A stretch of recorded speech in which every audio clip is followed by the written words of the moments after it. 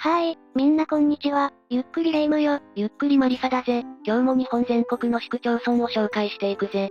今日はどこに行くの？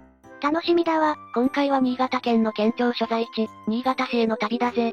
新潟市、お米と日本酒が有名なところよね。そうそう。でも実は新潟市にはそれだけじゃない、意外な魅力がたくさんあるんだぜ。そうなの？気になるわ。じゃあ、ここでクイズだぜ。新潟市は実はある大規模な自然改変によって今の姿になったんだが、それは何でしょう？ 1. 信濃川の河口を人工的に付け替えた。2. 日本海を埋め立てて市街地を作った。3. 山を削って平地を作った。河口を付け替える。そんな大工事ができるの？答えは動画の中で明かすぜ。さあ、新潟市への旅に出発だぜ。チャンネル登録まだの方は、ぜひよろしくね。わあ、新潟市に到着したわ。駅前、すごく都会的ね。そうだぜ。新潟市は日本海側で唯一の政令指定都市なんだ。日本海側で唯一なの？それってすごくない？そうなんだぜ。人口は約79万人で、面積は 726.27 平方キロメートルもあるんだ。79万人、思ったより大きい町なのね。面積も広いし、実は新潟市、信濃川と阿賀野川という2つの大きな川の河口に位置してるんだぜ。川が2つも、だから、水の都、って呼ばれてるのね。その通りだぜ。隣接してる市町村は、新発田市、阿賀野市、五泉市、それに燕市や三条市、長岡市なんかがあるぜ。新潟県の真ん中あたりにあるのね。アクセスはどうなの？上越新幹線で東京から約2時間、日本海東北自動車道や北陸自動車道も通ってて、交通の要衝なんだぜ。便利な場所なのね。これから街を探索するのが楽しみだわ。ところでマリサ、新潟って地名、面白い響きよね。いい質問だぜ。実は、新潟の由来には諸説あるんだが、信濃川の河口付近に形成された新しい関湖や砂州に由来するって説が有力なんだ。新しい方だから、新潟、なのね。わかりやすいわ。そうなんだぜ。昔は、ぬったり、って呼ばれてた地域と、信濃川の河口にできた新しい、方、が合わさって、新潟、になったとされてるぜ。へえ、川の流れが変わるたびに新しい方ができたのね。その通りだぜ。そんな新潟市は、江戸時代に北前船の寄港地として大いに栄えたんだ。北前船、教科書で習ったわ。日本海を行き来する船よね。そうそう。北前船は北海道から大阪までを結ぶ交易船で、新潟はその重要な寄港地だったんだぜ。それで港町として発展したのね。そして明治維新後の1889年、明治22年4月1日に市制が施行されて、近代的な都市としての歩みが始まったんだ。明治時代に市になったのね。それから130年以上の歴史があるわけね。実は新潟は、明治時代に開港5港の一つに選ばれたんだぜ。開港5港？何それ？横浜、神戸、長崎、函館、そして新潟の5つの港が、海外貿易のために開港されたんだ。新潟は日本海側で唯一選ばれた港だったんだぜ。わあ、それってすごい重要な港だったってことよね。そうなんだぜ。さらに言うと、開港5港の中で旧新潟税関庁舎だけが当時の姿で現存してるんだ。他の港の税関は残ってないの？そうなんだぜ。貴重な歴史的建造物なんだ。じゃあ、その後もずっと順調に発展したのかしら？いや、実は新潟市は何度も大きな困難に直面したんだぜ。1914年には新潟大火、1945年には新潟空襲で市街地が大きな被害を受けた。火事や空襲で、大変だったのね。そして1964年、新潟地震が発生したんだ。この地震では液状化現象が起きて、建物が倒れたり傾いたりする被害が出た。液状化現象、地面が液体みたいになっちゃうやつよね。そうだぜ。でも新潟市はこうした困難を乗り越えて、2007年には全国15番目の政令指定都市に移行したんだ。すごいわ、困難を乗り越えて大きく成長したのね。さっきのクイズの答えだが、実は大正時代から昭和にかけて、信濃川の治水と港湾機能向上のために、関や分水路、という人工的な河口の付け替えが行われたんだぜ。それが答えだったの？川の流れを変えるなんて、すごい工事ね。そうなんだぜ。これによって新潟市は洪水から守られ、港としても発展できたんだ。歴史を知ると、今の新潟市の姿が見えてくるわね。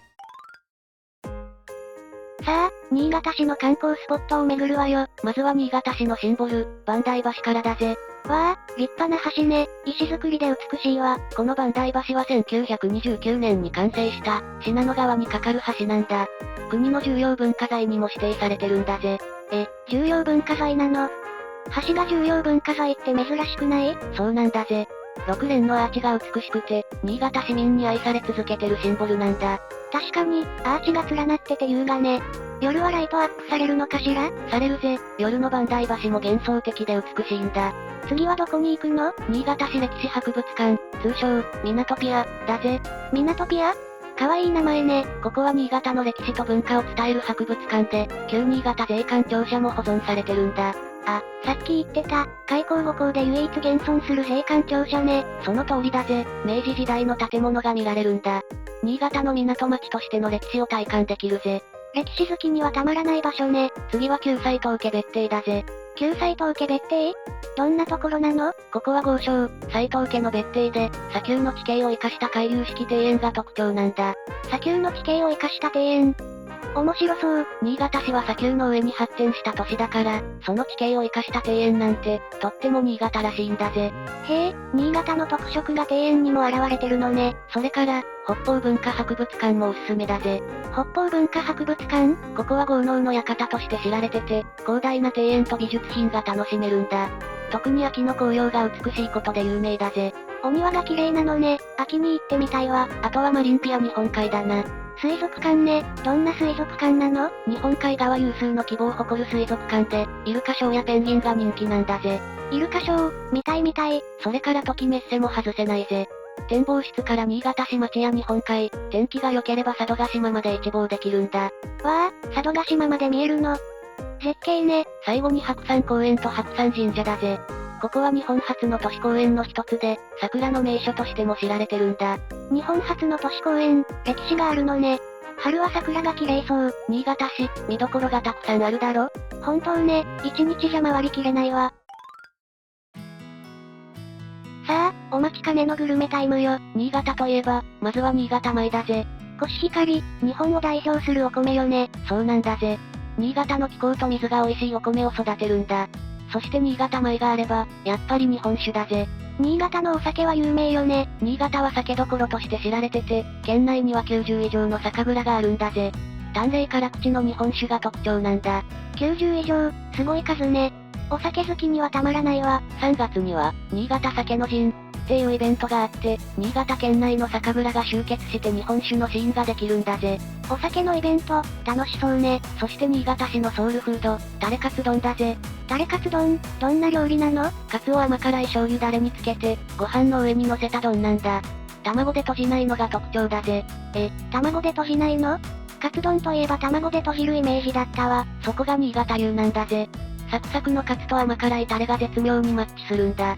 美味しそう、食べてみたいわ。それから、イタリアン、だぜ。イタリアン？イタリア料理？違うぜ。新潟のイタリアンは、焼きそばにミートソースをかけた料理なんだ。焼きそばにミートソース。斬新ね。新潟市民のソウルフードで、三日月っていうお店が発祥なんだぜ。他の地域では見られない独自の料理なんだ。面白い組み合わせね。一度食べてみたいわ。あとは、のっぺ、だな。のっぺ？里芋や人参、こんにゃくなんかを煮込んだ郷土料理で、とろみがあるのが特徴なんだぜ。新潟弁で、こせる、つまり、作る、だが、お正月やお祝いの席で食べられるごっつなんだ。ごっつぉ？ごっつは、ごちそう、って意味だぜ。新潟の方言だな。方言も素敵ね。のっぺ、温まりそうで美味しそうだわ。それから、レクチェっていう洋梨も新潟の特産品なんだぜ。洋梨、どんな味なの？とろけるような甘さと芳醇な香りが特徴で、幻の洋梨、とも呼ばれてるんだ。幻の洋梨、食べてみたいわ。あとは新潟漆器も有名だぜ。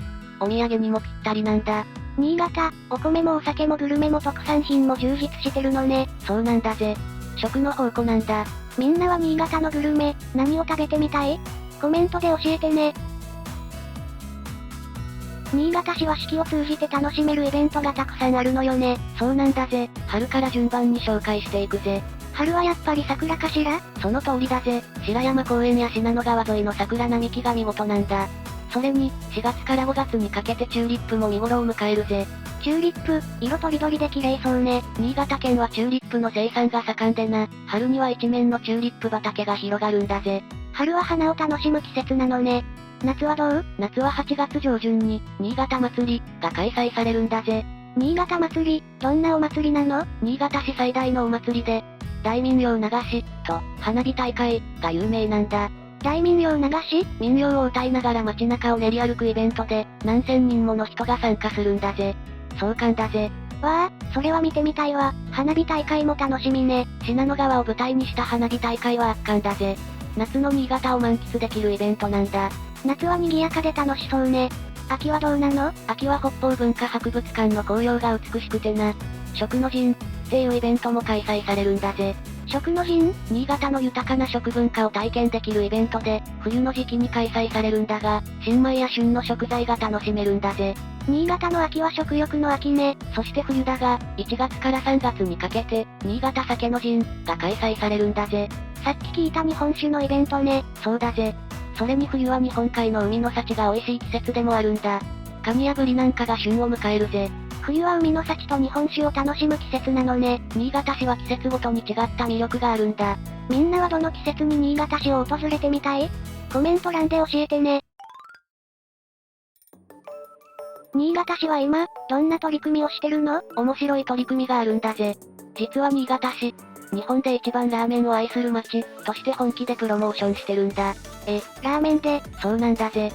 ラーメン愛いっぱいプロジェクト。って名前でな、70店舗を掲載したガイドブックや、200店舗以上の情報があるデジタルマップを作ってるんだ。すごい数ね、本気度が伝わってくるわ。しかも、町ガチャっていうラーメン店のカプセルトイまで作ってて、若い人にも人気なんだぜ。実は人口10万人あたりのラーメン店数が政令指定都市で第1位なんだ。第1位、さすがラーメン王国ね。ラーメンにかける外食費も全国2位なんだぜ。新潟市民のラーメン愛は本物なんだ。新潟行ったら絶対ラーメン巡りしたいわ。他にも、新潟港の機能強化や、食と農業を生かした地域振興、スマートシティの取り組みなんかも進めてるんだぜ。伝統を大切にしながら、新しいことにも挑戦してるのね。そうなんだぜ。新潟市は、歴史と未来が共存する街なんだ。さあ、新潟市への旅もそろそろ終わりね。今回の旅、どうだった？本当に充実してたわ。新潟市って、お米と日本酒だけじゃなくて、歴史も文化も観光も全部揃ってる素敵な街だったわ。そうだぜ。水の都、として栄えた歴史、開港五港の一つとしての誇り、そして美味しい食文化。新潟市には魅力がいっぱいだったな。磐梯橋も素敵だったし、タレカツ丼も美味しそうだったわ。イタリアンも忘れるなよ。焼きそばにミートソースっていう独自のグルメは、新潟でしか味わえないんだぜ。そうだったわね。一度食べてみたいわ。それに四季折々のイベントも魅力的だったな。新潟祭りも、行ってみたいぜ。私は春の桜と、新潟酒の陣に行ってみたいわ。新潟市は日本海側最大の都市として、これからも発展していくんだろうな。みんなは新潟市のどこに行ってみたい？タレカツ丼とイタリアン、どっちを食べてみたい？コメント欄で教えてね。新潟市に思い出がある人も、ぜひコメントで教えてくれると嬉しいぜ。このチャンネルでは、日本全国1741の市区町村を紹介してるから、チャンネル登録もよろしくね。高評価ボタンも押してくれると、次の動画制作の励みになるぜ。それじゃあ最後に、新潟弁で挨拶するわね。またねー、新潟弁でなんて言うか知ってる？新潟弁だと、またね、は、また来られね、って言うんだぜ。来られね、は、来てね、って意味なんだ。なるほど、それじゃあみんな、また来られねー。また来られねー。